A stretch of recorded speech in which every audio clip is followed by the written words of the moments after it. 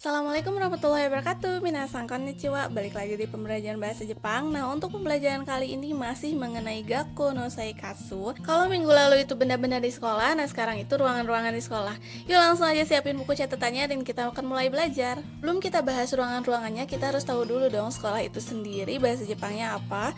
Nah, seperti pada temanya Gakko no Seikatsu, kehidupan sekolah, berarti bahasa Jepang sekolah itu adalah Gakko. Ditulisnya Gakko dan dibacanya Gakko. Oke, sekarang lanjut ke ini adalah ruangan inti di sekolah nih. Nggak mungkin nggak ada ruangan ini. Ini adalah ruangan kelas ya. Jadi ruangan kelas itu bahasa Jepangnya adalah kyoshitsu dan ditulisnya ki yo kecil u shitsu.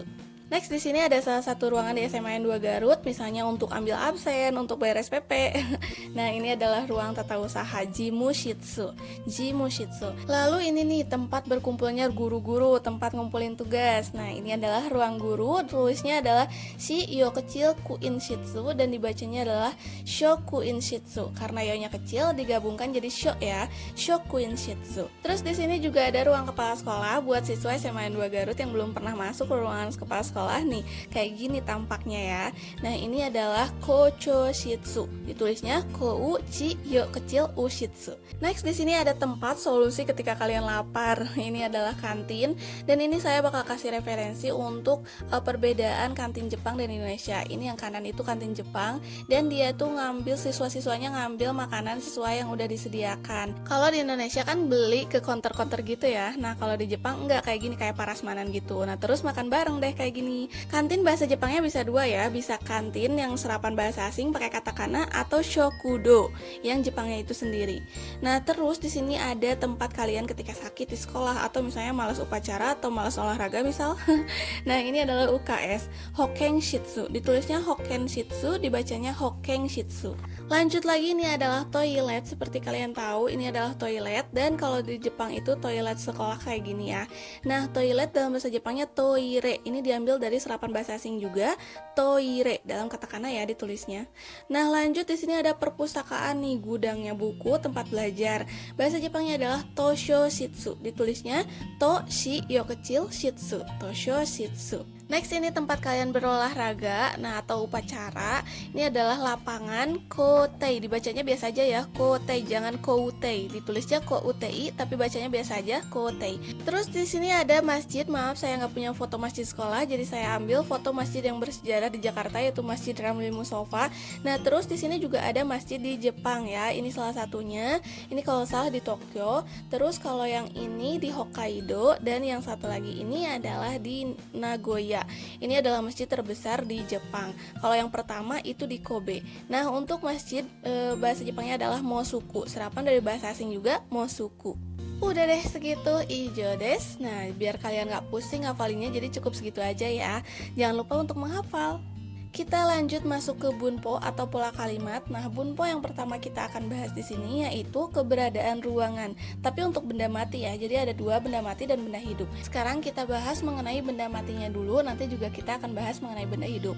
Ini contohnya di sini udah saya tulisin, di sekolah ada atau tidak ada kelas. Ini maksudnya saya langsungin aja dalam satu kalimat ini. Ada kalimat positif yang ada dan pola kalimat negatifnya yang tidak ada kayak gitu ya. Karena kalian udah paham perbedaan positif dan negatif, jadi saya langsungin aja dalam satu kalimat.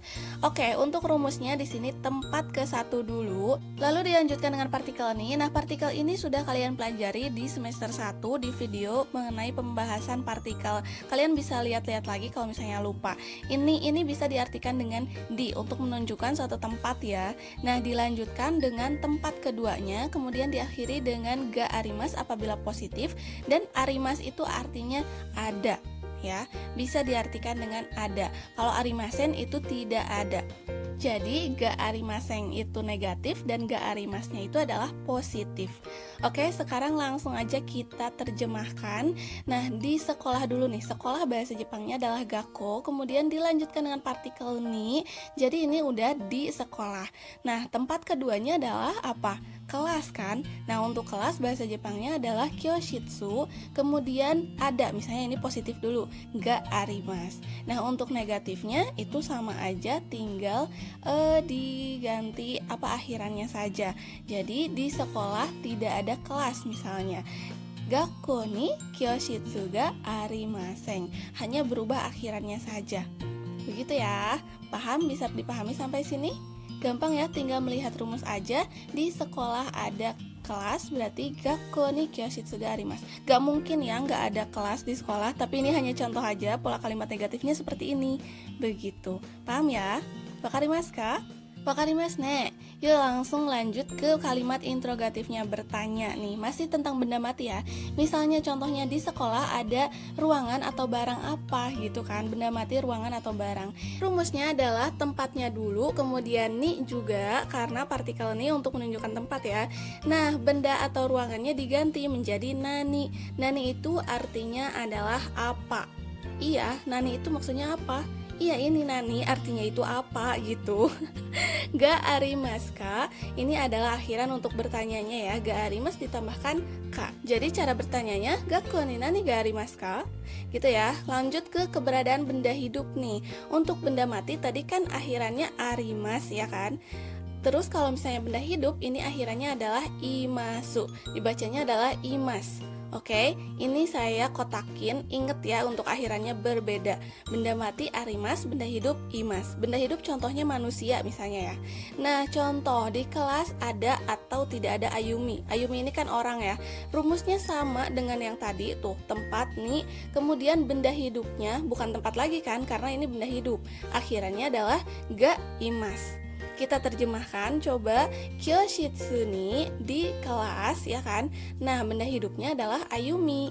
Ayumi sang, ingat akhirannya menggunakan sang ya untuk penghormatan memanggil seseorang. Dan diakhiri dengan ga imas. Jadi untuk di kelas ada Ayumi sang itu adalah kyoshitsu ni Ayumi sang ga imas. Untuk negatifnya sama aja, hanya tinggal diganti akhirannya. Kyoshitsu ni Ayumi sang ga imasen. Gampang kan ya, tuh tinggal diganti akhirannya aja imasen. Ingat ya, positif imas, negatif imasen. Oke. Nah, yang terakhir di sini kalimat interrogatifnya. Bagaimana untuk bertanya, apakah di kelas ada Ayumi? Sama aja kayak gini, kyoshitsu ni Ayuminya tinggal diganti sama dare. Dare itu kan siapa ya. Di minggu lalu udah dipelajari juga, dare itu adalah siapa. Kyoshitsu ni dare ga imasu ka, akhirannya digunakan ka karena kalimat bertanya. Kyoshitsu ni dare ga imasu ka, di kelas ada siapa. Gitu ya. Paham kan? Wakarimasu ka? Wakarimasu ne. Mudah-mudahan semuanya mengerti ya. Kalau nggak ngerti silahkan tanya di kolom komentar. Jadi sekian dulu untuk hari ini. Koremade warimasu. Terima kasih untuk yang sudah mengikuti pembelajaran sampai akhir dan menyimak sampai akhir. Hontou ni arigatou gozaimasu. Mata reishu. Assalamualaikum.